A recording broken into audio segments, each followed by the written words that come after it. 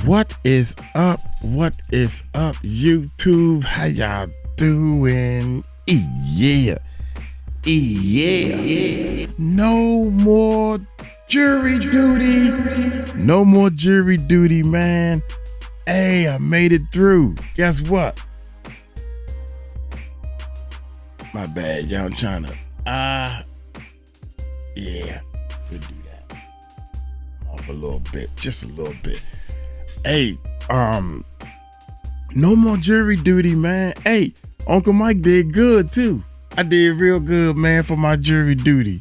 I had to go up to the courthouse one time and sit there for like 30 minutes. Then we walked upstairs. I ain't see the room because I was like in the back of the line a little bit. 47, so 47 people, well, 30 probably seen the courtroom.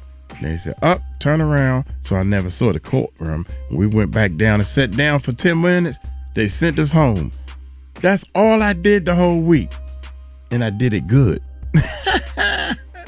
They kept calling. You had to call the 1-800 number, man, for a whole week. And thank you, Jesus, we didn't have any court cases or whatever the case may be. So we didn't have to come in. So we didn't, Uncle Mike ain't do nothing, but I couldn't go anywhere. I wanted to do some traveling, you know. Dang. Anyway, exercise, man. Didn't want to do them push-ups today, man. Uncle Mike got a headache, y'all. I got a splitting headache, man. Oh my gracious, I'm trying to get this sharpness to look sharper.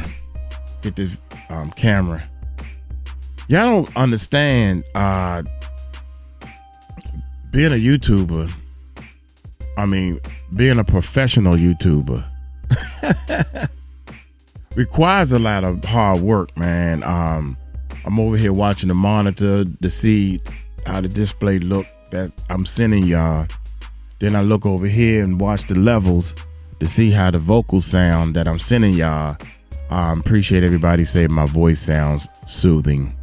Appreciate that. Every little piece of equipment makes things better, more on a professional level. And then your attitude, man, your attitude has to be on a professional level too. And so I apologize. Again, I apologize if my attitude, I'm human, bruh. Sometimes I got a little Suge Knight in me. You know what I'm saying? And I prove to people that I can get down with the best of them. You know, don't get it twisted. Don't get it twisted. That's all I got to say. But most of the time, man, I'm hit it. Way before I even started the YouTube channel, my heart of hearts is to help people. So I take my skills and stuff that I do know, and I ain't saying I'm the baddest thing since sliced bread, but Uncle Mike got some skills. He ain't got no mad sex appeals, but he got some skills. Yeah, and you want to sit there and challenge my skills, you will lose every time. You will lose every time. So, and you can act like you didn't lose if you want. But anyway, Suge Knight, the rise and fall of hip hop's Boogeyman. You know, and I look at things that Suge did, oh man, to remind myself on what not to do. Drinking my celery juice, y'all. Oh man, there's some nasty stuff. It don't supposed to be good. Anything that's good for you don't taste good. You need to teach your taste buds a lesson. That's what you need to do. And right now I'm teaching them a lesson. God dang. And then 20 minutes later, I eat a lemon. And for those of y'all who might want to know what is the best food for your body, the number one on the top of the list of all the foods in the world, what is the best food for your body? Go ahead, I'll let you take a guess. Go ahead, take a guess. What's the number one food for the body? Top of the line, number one food. Go ahead, guess what? Look it up. Google it. Y'all hit that subscribe button. Hit that bell. Suge Knight, man, let's check him. Suge Knight is labeled as the boogeyman of the hip-hop industry. Suge Knight is labeled as the boogeyman of the hip-hop industry. No. I should be labeled as the boogeyman because I can make your body boogie. But I ain't trying to do that no more. One time they used to call me the boogeyman. But I got a friend of mine that he's a boogeyman now. Does beats and stuff and make music. Here we go. They was not scared of Suge Knight. They was terrified of Suge Knight. Suge is coming! Suge had an apartment full of producers. And he gathered them all up and said, look, either y'all start producing some hits or I'm gonna start producing some hits. However, he didn't just threaten people. He beat them up to a pulp. Damn. One of his victims was even forced to drink his pee. He might have got a few punches, and he probably drunk about 20 shots of piss. You know what I mean? Literally.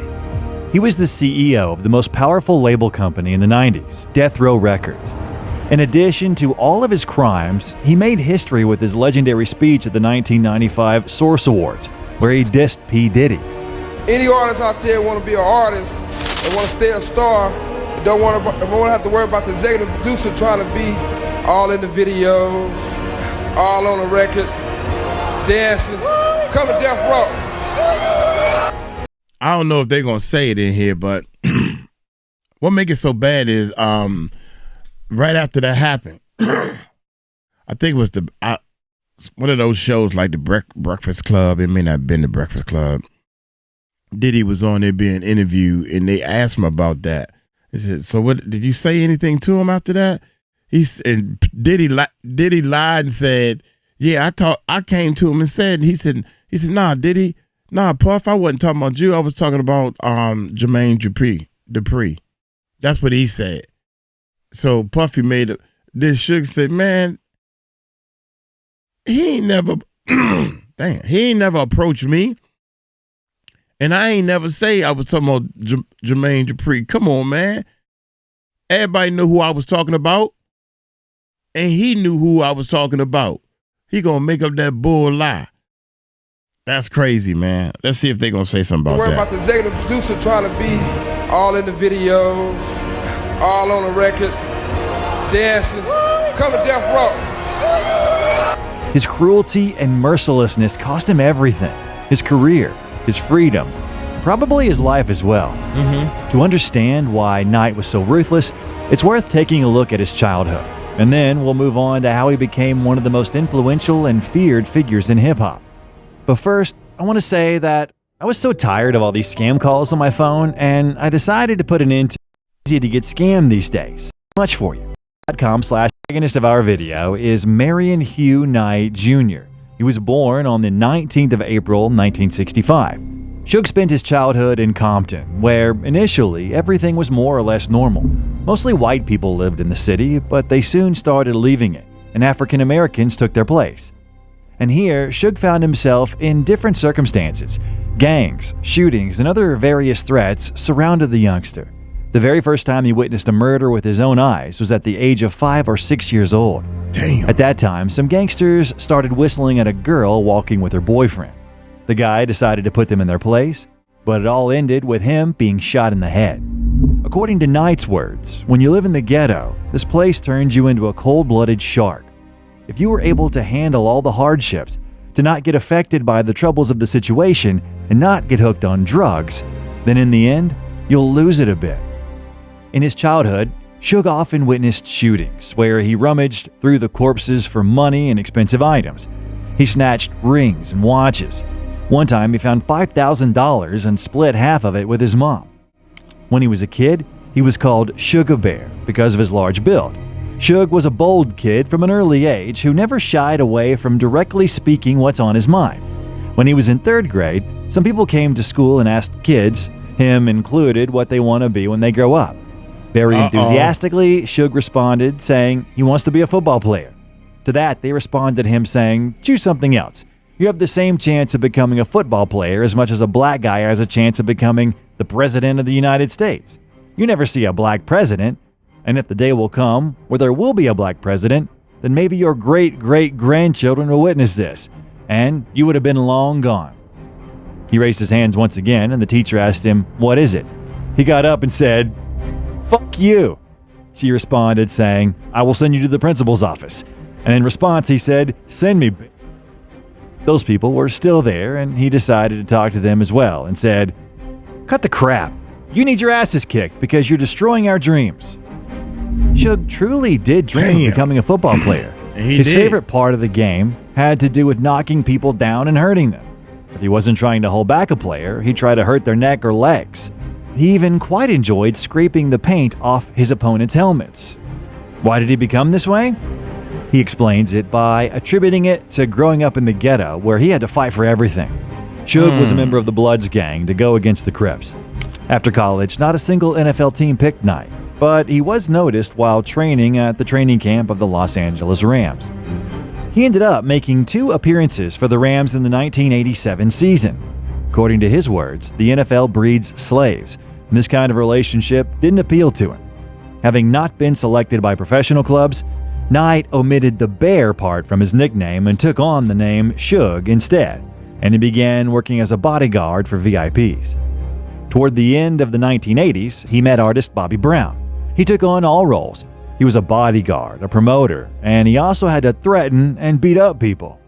In October of 1987, Knight was arrested and accused of domestic abuse for attacking his girlfriend and chopping off her hair on the street. Knight was arrested for allegedly stealing a car that harbored hidden weapons. He was also charged with attempted murder after shooting at the car's driver 3 times while trying to hijack it. He pled guilty and was sentenced to 2 years of probation. The court decided on probation, which was annulled in 1990 in relation to his arrest for using a weapon in a public space. In court, Knight said, "By God, as if nobody in the world made mistakes. We all make them. Sometimes you find yourself at the wrong place at the wrong time, and that's my situation." After being released from prison, he founded his own company to promote stars, and he called it Nightlife. During that time, the song Ice Ice Baby by Vanilla Ice was breaking the charts.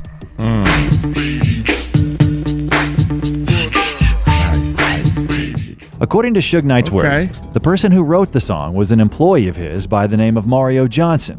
Suge waited for the money that never made it to his bank account.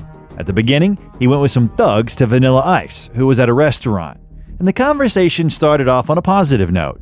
The discussion then moved on to a hotel. And of course, he wasn't alone. His group of gangsters was armed. First off, they asked to take pictures, and then Suge offered to go to the balcony to talk. My bodyguard stood up and he got slapped down. He slapped the bodyguard? Oh yeah. Himself or one of his guys? I hate to tell you, he slapped him so hard and made him cry. My bodyguard took his gun out of his. They took his gun from him too. Suge took your bodyguard's gun? Suge didn't. Oh, one of his guys did? No, his guys, if you want to call them that. I think they were there for backup. Suge took me out on the balcony, started talking to me personally. On the balcony? On the balcony. Dang. High above, like 15 floors. He had me look over the edge, show me how high I was up there. You scared?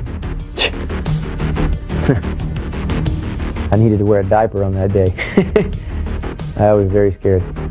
Who is Mario Lavelle Johnson? His name is listed. That's the guy that Suge Knight brought over there that was an acquaintance of mine that had nothing to do with that song. You signed over the rights? I signed over the rights to him so that Suge and them could get paid for it. So Mario Lavelle Johnson didn't write that song? No way. In the end, this action cost him a few $1 million, which were invested into another project, Death Row Records. Damn, young. Hold up. Let Suge tell a story. This money was owed to us. This, oh my God.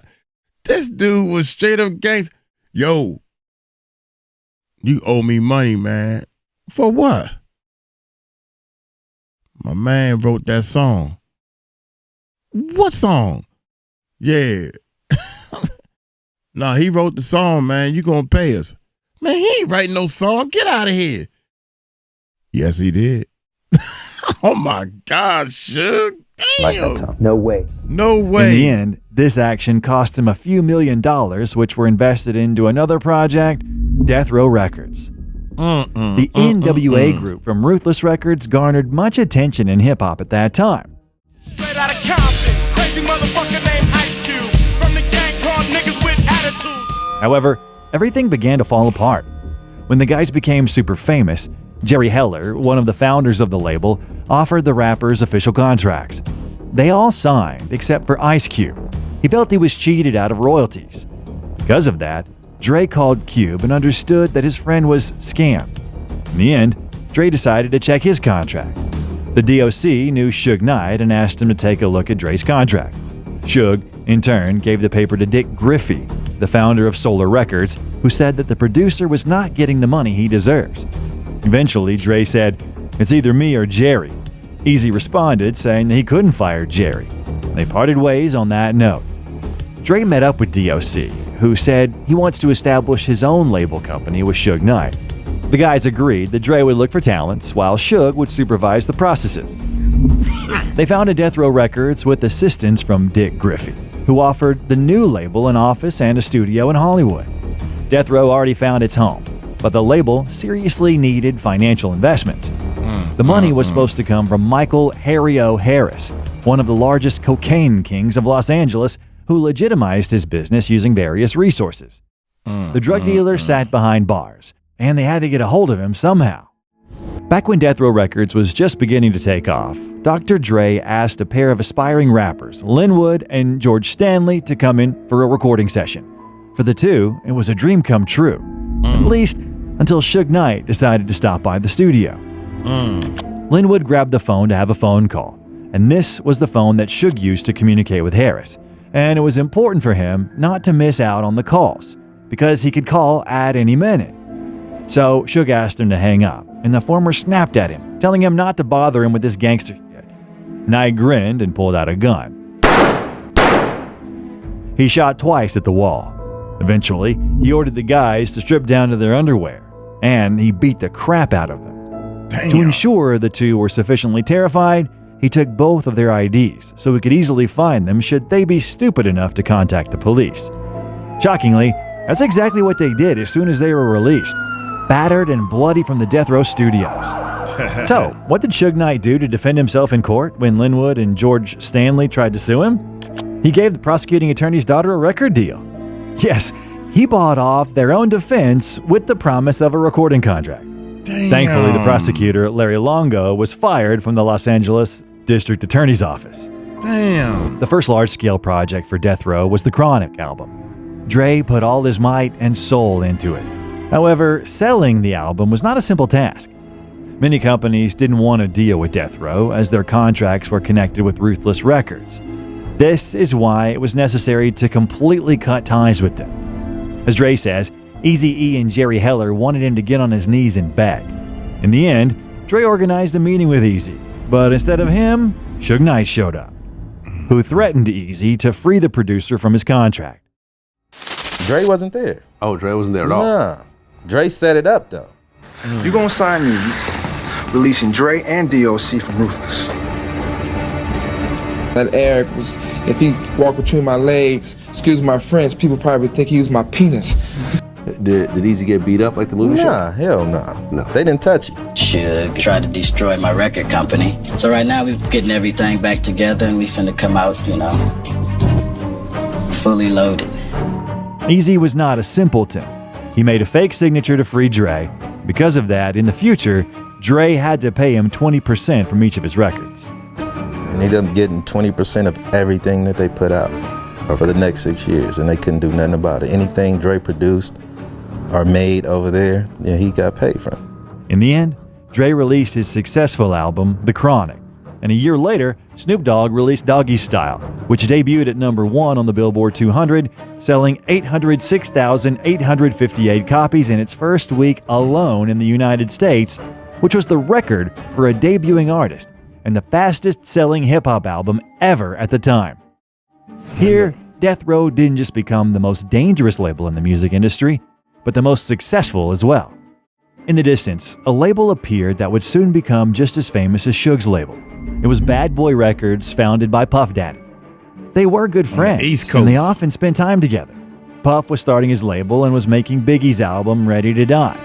After the successful release of the album, Bad Boy Records was the talk of the town all across the country, and that seriously pissed off Suge.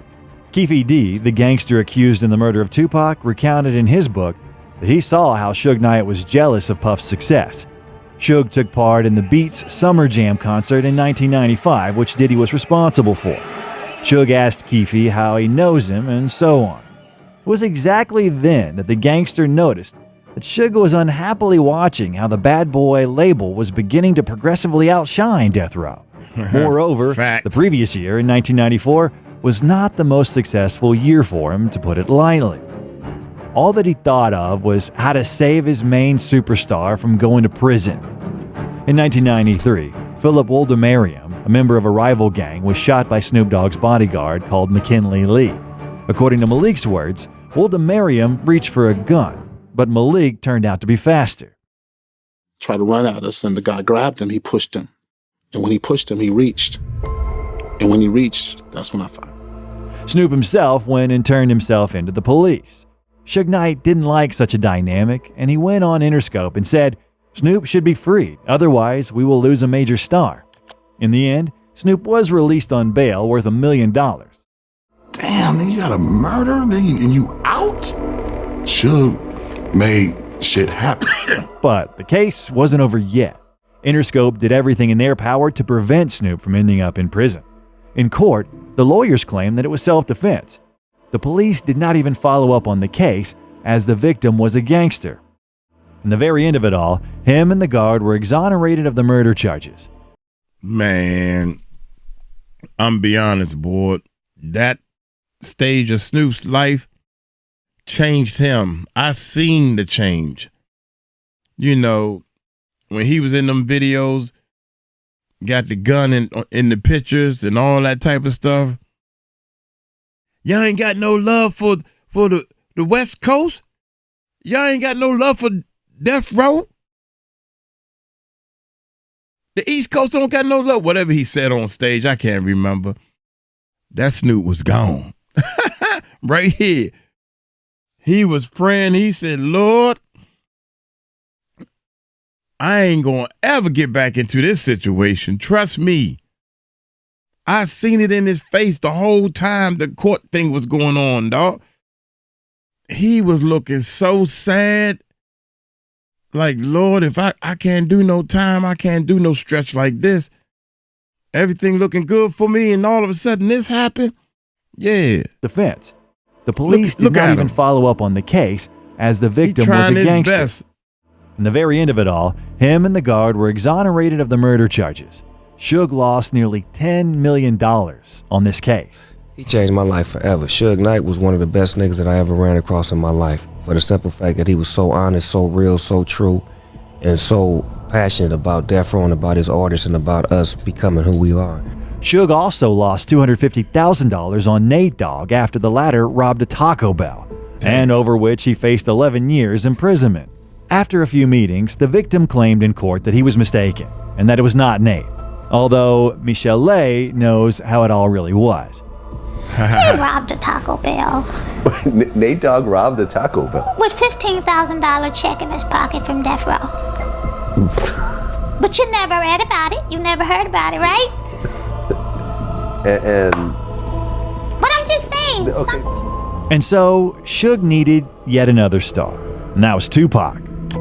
At that time, Pac was sitting in prison. The rapper was accused of sexual assault, but a day before his sentencing verdict came out, he was shot at and robbed at Quad Recording Studios in New York. Pac had a feeling that this was all a setup, and he couldn't believe that it happened in New York and that his own friends set him up. He accused Haitian Jack of setting him up, who happens to be his friend whose name used to anger Pac, because, after all, Jack was also there at that night when Ayanna Jackson was allegedly raped, but he was able to escape the consequences. On top of it all, he accused Jimmy Henchman, who is artist Lil Sean's manager, whom Tupac went to the studio for in order to record a song. He also accused Biggie and Puff Daddy, who at that same night were at the studio. At the Source Awards in 1995, Suge made it clear that Death Row was on Tupac's side. I'd like to tell Tupac to keep his guards up. We ride with him.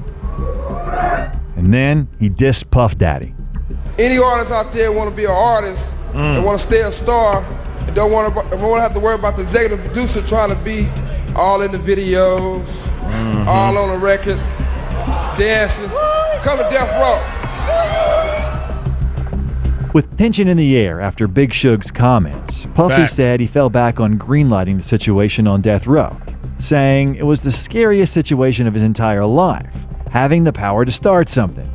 However, before things concluded, Diddy said he confronted Mr. Knight immediately after the Source show at Chelsea's legendary nightclub, The Tunnel. I ran up and I asked him, and he said, "Nah, I was talking about Jermaine Dupri." And I was just like, wow. I really put it in my head. It gave me a reason for my ego to walk away. In addition, Suge was targeting the Bone Thugs and Harmony group. They had information that Suge offered his goons $10K to attack them during their performance. That was They told me that it was like they was gonna pay somebody $10,000 to run up there with and swing on y'all with a cane. Knight felt disrespected by the group's First of the Month music video, in which several members wore beanies, a staple of Death Row's fashion at the time, that were on fire. Suge had flown straight to the Source Awards from visiting Tupac in prison. That's where Tupac not only agreed to join Death Row, but where he told Suge about his anger at Biggie. "I need you to ride with me because I'm going to destroy Bad Boy Records. I believe they had something to do with me getting shot," Tupac told Suge, and Suge pledged his loyalty. Tupac's enemies would be his enemies. Suge Knight and Jimmy Iovine made bail of $1.4 million to free Tupac, and in that way, Death Row's new era began, which was more violent and merciless. When Suge signed Tupac into the label, many in the Welcome to Death Row documentary said that Knight became uncontrollable. Michael Harry O'Harris wasn't happy with his colleague, as he was beginning to show up in various magazines, and then entirely went off the radar, not wanting to split profits, thinking that Harry O was a nobody to him. Many claim that under Suge's influence, Tupac was following his outlook on life. He immersed himself in thug life, even though he was not so aggressive earlier, and he used to address relevant social issues with great thought. Suge Knight's influence brought out the worst. Tupac now started to wage a war against Biggie. However, Suge Knight himself said that he talked Tupac out of the aggressive and ruthless behavior, probably for the benefit of his own business. As Suge once said, "When I look at Tupac, I see myself." It was not only Suge who beat up people. Pac did it too. The ex-producer of Death Row, Daryl Harper, recalled the time when Tupac was furious with Sam Snead for inviting only New York-based rappers in the shooting of a music video for one of Snead's songs. Harper remembers Sam trying to run, as Pac would continue to punch away at his colleague. I don't remember word for word what Pac said to him, but it was real short, and then he just took off. Pac was standing with his hands to the side. He started letting loose on him. He went to the ground, he got up, and Pac let loose again. Suge had like this ornament or something in his office. It was a red ornament. Snead was trying to get up under there. You know, like he was trying to get out the way, man. That's what he's trying. It was a lot of thunder happening, man. All the beatings took place in the so-called Red Room. As Suge himself says, they didn't beat up those who didn't actually want it done to them. As a matter of fact, it was not the Red Room, but the Room of Truth. Surprisingly, even women sometimes got beaten too. Dang. The atmosphere in Death Row worsened by the day, and the artists didn't like it. For instance, Nate always took a gun with him to the studio and wore a bulletproof vest because he didn't trust the people who were there. Every time he went into the building, he felt scared. At the same time, Suge reassured him that nobody would touch him, and there was no reason to worry. Dr. Dre watched over all that and was disappointed with what was going on.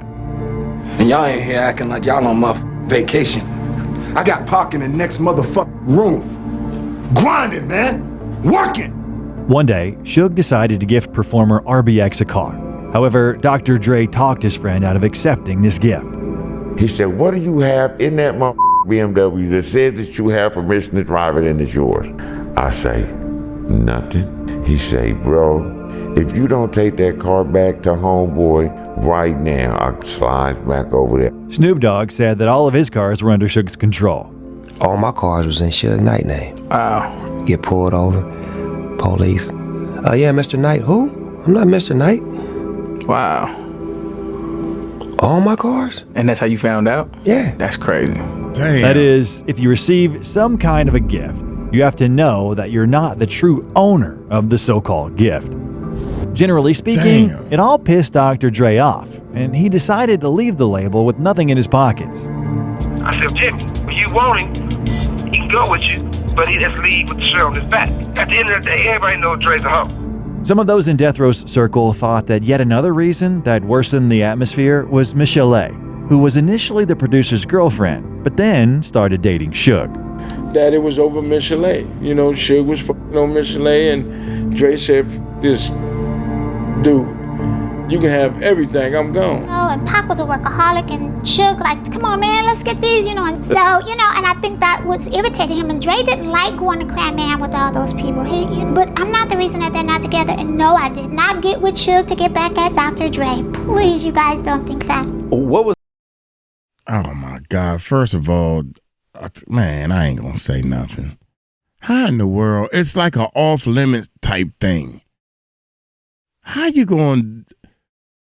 You date me, and then you gonna all of a sudden date my boy, or my coworker, or my business partner, my somebody in my clique. What kind of chick does that? What was Michelle A's role during this whole time while you were at Death Row? Super bitch. Yeah. Super. In any case, Dre left, and the members of the label knew he was at the heart of Death Row. His exit was a huge loss for the label.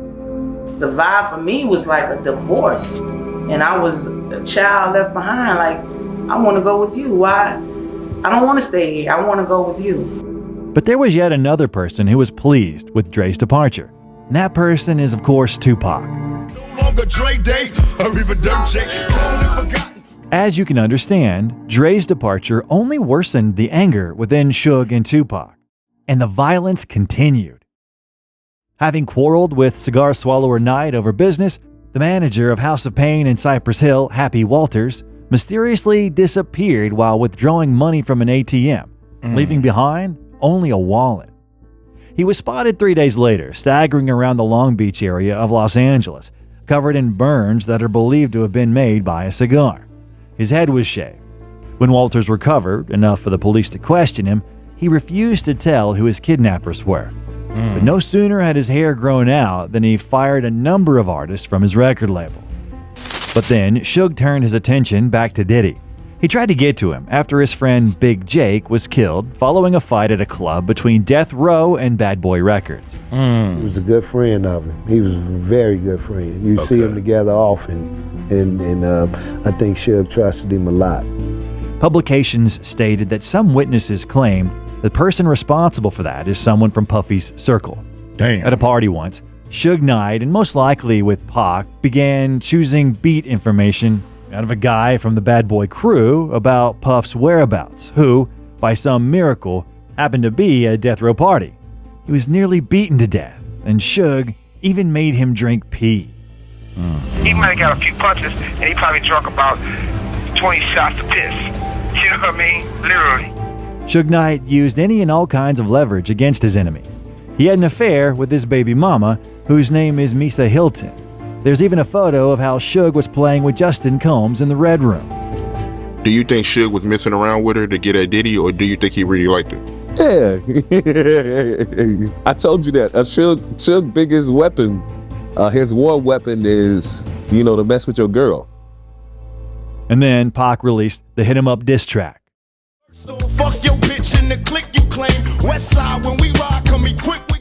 According to Suge's words, Tupac was the most popular rapper in the world, but he aspired for such fame not only on stage, but in the streets as well. He became extremely obsessed with the idea. If you get awarded for your music, then you become a trophy on the streets, said Suge Knight.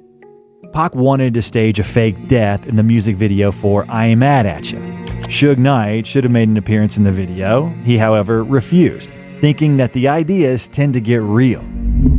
Then came the 7th of November, 1996. Tupac watched ringside with Knight as Tyson won his match in less than 2 minutes.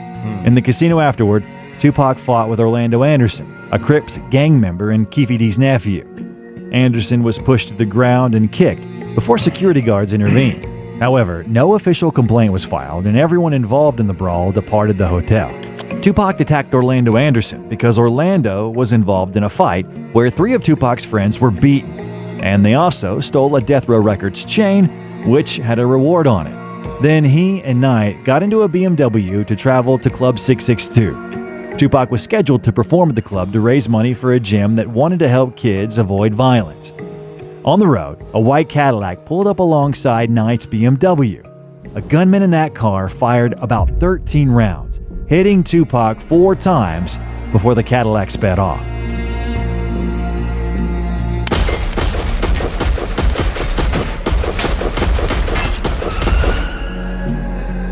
That alone right there. Knight, whose head had been grazed, then drove away in the BMW. However, Knight's vehicle had 2 blown-out tires, so he didn't get far before coming to a stop. I'm driving, telling him I'm going to get to the hospital, kick back.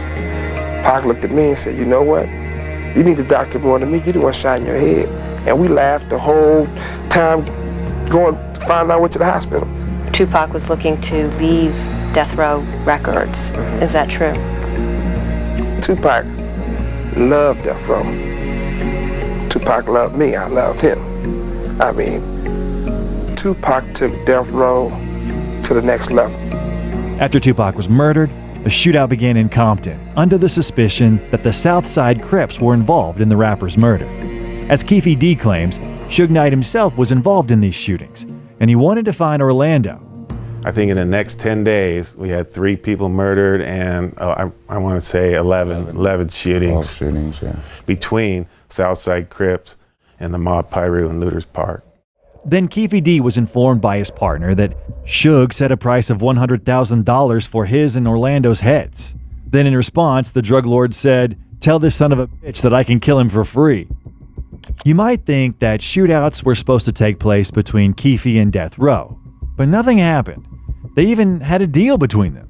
The whole thing is that Suge Knight was threatened with jail time for breaking his parole after footage showed him kicking Orlando around like a football. Suge had to turn to 𝗗𝗢𝗡's nephew for help. Orlando, who was with his lawyer at the time, called 𝗗𝗢𝗡 and asked him to come over with 2 guns. As 𝗗𝗢𝗡 recalls, the situation was extremely awkward. Not long ago, they nearly killed one another, and now they were all sitting in one tiny room discussing a deal. And what kind of deal was it? Orlando should have been in court, stating that Suge didn't kick him. Such a testimony cost Suge $60,000. However, it did not help him, and he was sentenced to 9 years behind bars. As Knight later said, it would have been best for him to just pee on the judge and save $5 million, which he had given to his lawyers, who were not able to save him from a prison sentence.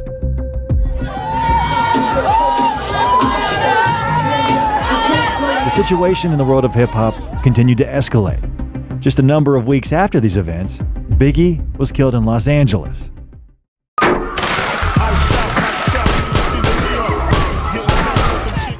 A version of the story exists that states that when Suge was in prison, he hired Poochie to eliminate Biggie. This information was voiced by the Los Angeles Police Department detective Greg Kading, who worked on the case in 2008 when Biggie's mom, Voletta Wallace, filed a lawsuit at the administration of the city of Los Angeles. Rest at in one peace. of the preliminary hearings, Biggie the mom. judge noted that, in case the city loses, they could pay up to $400 million. This number was Biggie's estimated life earnings. In connection to these, they were required to disclose the case. Greg recounted that Suge hired Biggie's murderer whilst in prison, and he contacted some woman by the name of Teresa Son to organize this crime. Whether to believe this or not, you decide.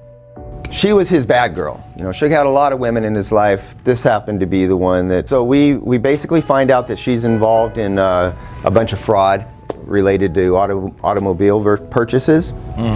We do the same thing with her that we did to him. We approach her and tell her, listen, we've got a case against you. We're not only going to send you to jail, but we're going to have your young children put into foster care, and your world's going to take a big 180 if you don't tell us what you know.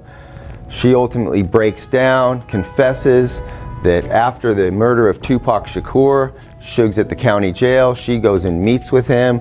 Suge says, listen, I want Biggie killed. I want you to go ahead and get a hold of my boy Poochie from the neighborhood. He knows Poochie's a known shooter, and he agrees to pay her $25,000, half of which she gives to Poochie, and they conspire to do the murder. Suge Knight obviously denies all accusations, arguing that this didn't benefit him, especially considering that he was in prison. You see how quick somebody flip on you, man?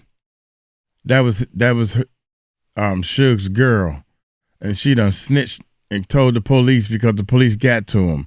You could be a bad boy or a bad girl or act like you gangster and you hood too.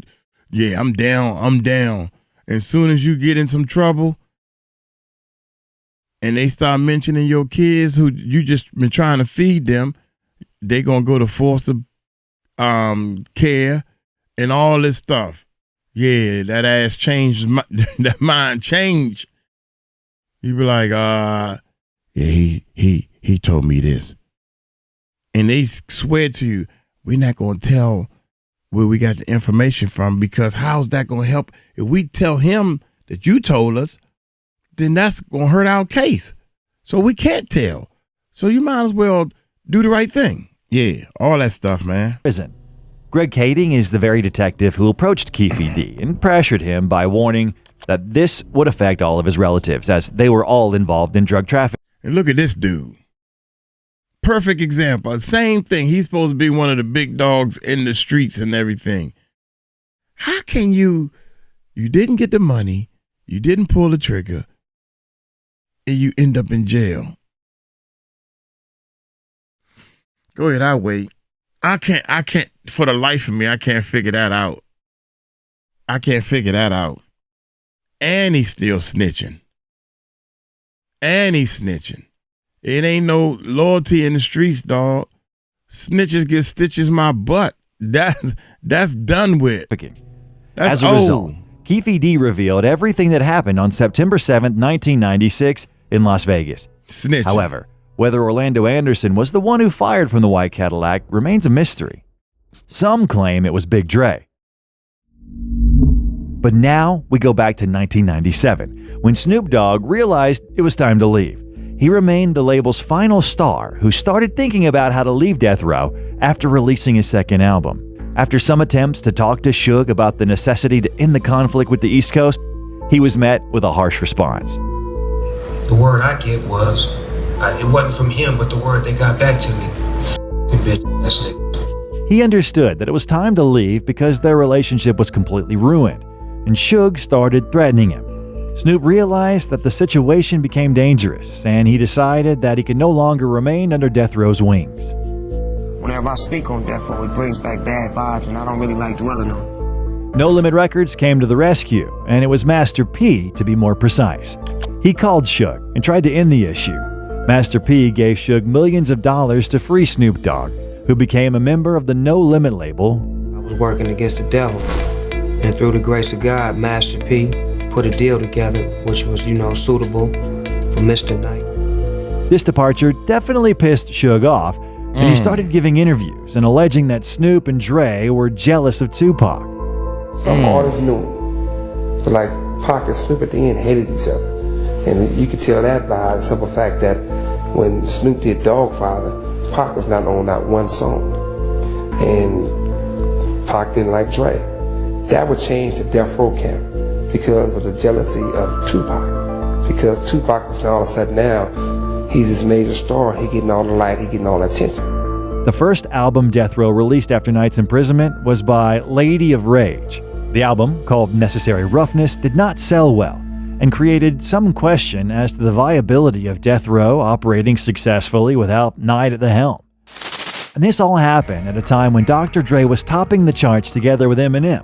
His label Aftermath was at its peak, and that infuriated Suge. He always claimed that Dre was never an important element of Death Row, and that only made his frustration worse. In 2001, Suge Knight got out of prison, and so Knight's new task consisted of him ruining the producer's life. When Dre was at the height of what he was doing at Aftermath, he just really was so focused on him. And in my mind, I wasn't like that. I was like, I just want to rebuild the label. Dre's second album was called The Chronic 2001, although it was initially supposed to be called the Chronic 2000. But because Suge decided to bother his former friend, he released an album with that exact name, so Dre had to rename his album. So he came out with an album called the Chronic 2000. You know what? I remember the Chronic 2000, and then it was 2001. Wait a minute. That was Suge Knight album? I don't know. I can't remember, man. Only thing I know is I don't remember nothing from Suge Knight it called no Chronic 2000. I remember 2001 Dr. Dre. I was a Dr. Dre fan, man. That boy had some tight music. He knew how to make music. He knew that he had a sound. He knew he had, oh man, a whole lot of work. Try to get to Dr. Dre, to try to get under his skin. That's the reason why he came out with the album. Yeah. He began to actively threaten and stalk people from Dre's circle in attempts to scare them and create an atmosphere of fear. Suge had a verbal altercation with Eminem. Marshall's former bodyguard Big Nas recounted why this happened. They want you to sign with them instead of being with Dre. But of course, you guys knew that at the time? No, that's what we found out that day. Further, when Dre started working with 50 Cent, the guy shot a music video for the hit song Into Club. I've never seen anybody have the kind of fear that they had for Suge.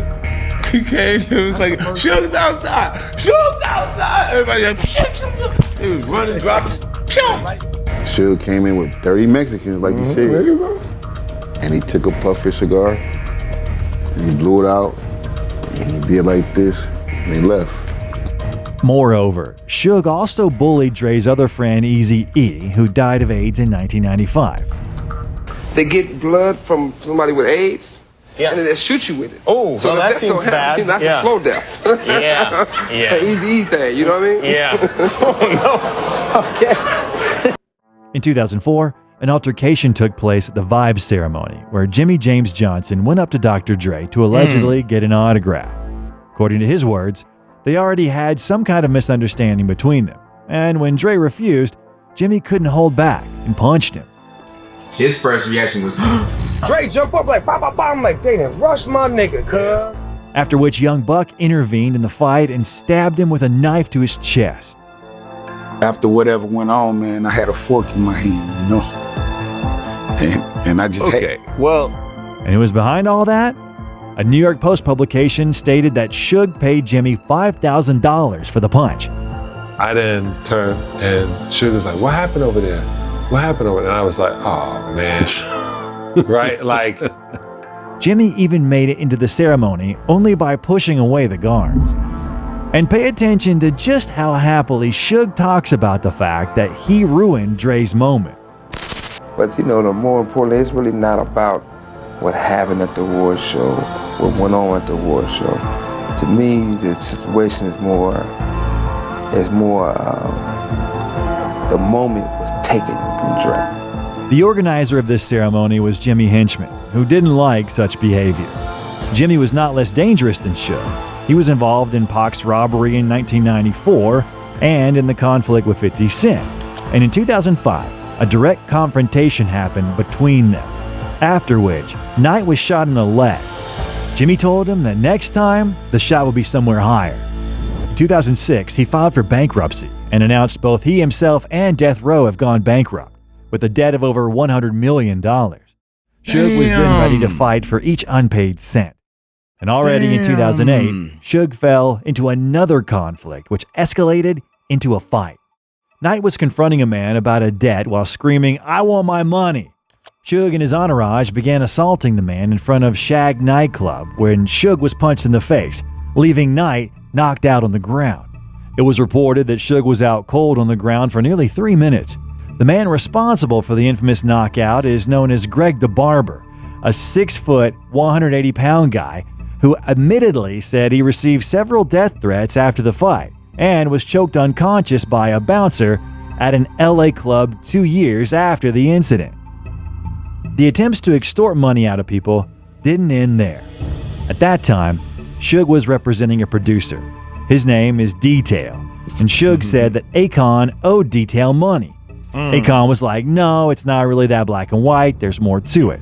And he explains that Detail was signing A'Kon, but when A'Kon signed with Detail, Detail was still working with Ray J. Ray J was working with Suge. Suge told A'Kon, since you signed with Detail, you should know that he owes Ray J $25K. A'Kon called Ray J to make sure this was right, and when it was confirmed, A'Kon told Ray J that when the next A'Kon album produced by Detail will be released, all the sales profits will go straight to Ray J until the debt is covered. So, Ray J will get his $25K from A'Kon's sales. Everyone was in on this agreement, Suge included. But like a month later, Suge approached A'Kon in the club, demanding the money. That obviously weirded out A'Kon, and he reminded Suge on the agreement. Suge agreed again, but added a new detail. He said, Ray J and I are 50-50 partners. Why don't you just directly pay me from the album sales and I'll pay Ray J his part? A'Kon refused. He said, no, I'll pay Ray J because I owe him the money, not you. Ray J can pay you your cut of the money, not me. All was cool until like a month later when Suge approached A'Kon again in a club. He was drunk and asked for the money again. A'Kon made fun of him. He was like, are you broke? Why are you insisting over getting like 12.5? Suge denied being broke and said the way things work in this business is that you need fast money. You can't wait so long to be paid your debt. A'Kon said he'll see what he can do and how he can speed up the process. That following week, I'm throwing this huge party at the W. Yo, Con, we good? I said, yeah, we good, nigga. What y'all want to drink? Whatever, just, you know. He said, no, but damn, I'm talking about with the money. I said, God damn, Suge, really? 12,500. We have party, nigga, we partying. We can't talk about this tomorrow. After a couple of hours, Suge Knight demanded the money from A'Kon right away, which he supposedly owes. A'Kon said he would not receive money today. As a result, Suge told him this. He said something about I have to pay a toll when I come to LA and that my mom won't be able to come to LA. Next, A'Kon's then manager, Robert 𝗟𝗓𝗡𝗞𝗦 Jr. intervened, telling Suge to calm down and that he would get his money. But if Knight wants to settle this with a fight, then they can do it right now. Suge replied, bastard, I'm not fighting. I'll have your mother and all your family killed. Eventually, one of Suge Knight's homies was about to pull out a gun, but Thomas 2 T's Anderson Jr. knocked him out, and then Ja knocked out Suge. And Suge fell down in slow motion. Yeah. A'Kon confessed Knight actually snitched on Ja and was forced to pay him an undisclosed amount of money to stop Knight from sending Ja to prison. A'Kon compared that to 6ix9ine's behavior, who, in 2018, snitched on his entire gang in order to save himself from a huge prison sentencing. After that, the hip-hop community started calling him a snitch. He sued. He did more than sue. What did he do? He did what everybody mad at 6ix9ine about. He told. I'm just saying. Suge didn't only attack men, but women as well. During that time, he was charged with 2 drug offenses when he was found to be in possession of ecstasy and the prescription narcotic hydrocodone, police said in a statement. Police said Knight's girlfriend of 3 years, who was not identified in the statement, told officers that Knight punched her in the head during an argument while he was driving with her in an automobile. In an effort to escape, the girlfriend grabbed the steering wheel, causing the vehicle to hit a curb and come to an abrupt stop. Then she fled with Knight in pursuit, police said. When officers arrived on scene, responding to a domestic violence call, they found Knight standing over the woman holding a knife, according to the police. A police spokesman, Jay Rivera, said the woman was not stabbed, but added, had it not been for that citizen calling, who knows what would have happened. Yeah, that woman was not Michelle, as they broke up in 2005. She filed for divorce 6 years later. By the way, Michelle claimed that Suge once punched her, which resulted in her jaw dislocating. And in 2014, he was arrested for stealing a camera from a female photographer called Leslie Redden. I'm not taking a picture. I wasn't taking a picture. Talking to bitch. She stated Knight was mad at her for snapping photos of him outside. Knight thought Redden was taking photos of his son and proceeded to call her insulting names like bitch. Then he angrily advanced towards her in an attempt to scare her away. He then lifted his shirt to show his waistband as to possibly threaten her with a gun. The suit continues to say that Williams and another female stopped Redden from escaping. They forced her on the ground, took her camera away, and demanded she delete the photos. Redden claimed she sustained injuries to her neck, back, and head, as well as other parts of her body. The incident caused her emotional pain and suffering. A few weeks later, Suge attended Chris Brown's party, where he received 6 gunshot wounds. It's unknown as to who fired the shots. However, in most likelihood, it was yet another one of Suge's enemies. But despite all of these clashes with so many people, it's a given that Suge's main enemy remains Dr. Dre, and the culmination of the beef and Suge's life unraveled on the set of the movie Straight Outta Compton in 2015. Suge Knight was absolutely not pleased with how he was portrayed in the movie, leading him to threaten the director F. Gary Gray through phone calls. Eventually, Gray hung up, and at least 2 more calls followed, which he ignored. A text message soon arrived. "I will see you in person. You have kids just like me, so let's play hardball," Knight wrote, concluding with expletives and a racial slur. Amid this escalating tension, Suge met with Terry Carter and Clay Sloan on the film's set, resulting in a fallout between them. In a moment of fury, Knight then got in his car and ran over them, which tragically led to Trey Carter's death on the spot, while Clay Sloan miraculously survived. The following day, Suge surrendered to the police. Adding to the chaos, Suge claimed that Dr. Dre wanted to kill him during the same Chris Brown party. Damn, young, can you believe that? We almost at the end, man. If a dude is going to run a human being over with a car, young, that's a sick dude. God dang. And them type of things, if I'm in a fight, when me and my boys, we used to gang fight, we used to fight, at different shows or clubs or whatever, I used to be aware of all this stuff. Somebody can just take the car because, somebody running to go grab a bat or stick or whatever. What if somebody grab a car and just start driving through the crowd?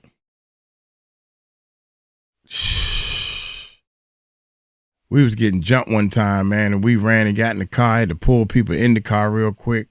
And I'm Slim, I'm in the car now. You can sit over here and act like you gonna get me if you want. Man, I was just yelling. Oh my God, here we go. Knight then got in his car and ran over them, which tragically led to Trey Carter's death on the spot, while Clay Sloan miraculously survived. The following day, Suge surrendered to the police. Adding to the chaos, Suge claimed that Dr. Dre wanted to kill him during the same Chris Brown party, further intensifying the already volatile situation. They also got the paper trail with all the checks and proof of when they talked to the witnesses, saying that Dre came to them first and asked the 2 guys how much it cost to get rid of me, Knight says. And they said, "What do you mean by get rid of?" And they said, "Kill him." The entire time, Suge Knight wanted to find Dre to talk about that situation.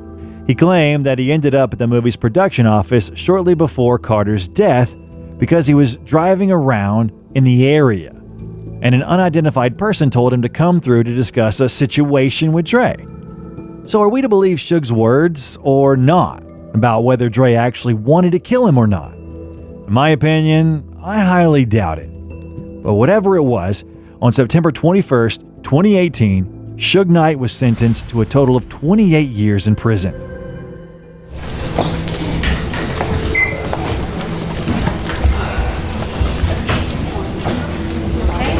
If you like this documentary, don't forget to hit the like button. It's super important to promote the video. Thank you for being with us. You're watching The Music Vibe, and I recommend you watching the following video, a documentary film about Dr. Dre. Bye, everyone. Bye, everyone. God, dog it. I'm over here trying to, hey. Oh, my God, man. Suge Knight, man, you are I'm hoping he growing up and he realizing a lot of stuff that he did was not cool to get his Death Row record label started, man. Look at Dr. Dre. Even though, everybody got flaws, man. Every human is not perfect. You gotta forgive and forget, man. And it took me a while to realize, because there were some people I really, really hated. But I forgive them, man. You know, me hating you ain't helping me any. I just don't mess with you for real. But I'm going to get it together one of these days. I got one more vacation to do, baby. Now that I'm finished with this daggone jury duty, man. Hey, I'm going to get on up out of here, man. Y'all take it light, take it slow. Tell him Uncle Mike told you so. Peace out.